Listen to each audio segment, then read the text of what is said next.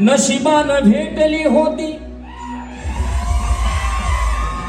तरी नशिबात नव्हती.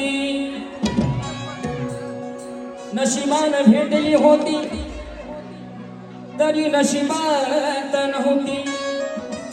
असं नशीब माझं होत. कस तरी काळजाच्या घरट्यात येऊन बसलं एक पाखरू, पण तेही धोकेबाज होत. प्रेम बरोबर लग तुझं, आता मन भरलं ग तुझं. गद्दारी करून तूच म्हणती गद्दार मला. पाखर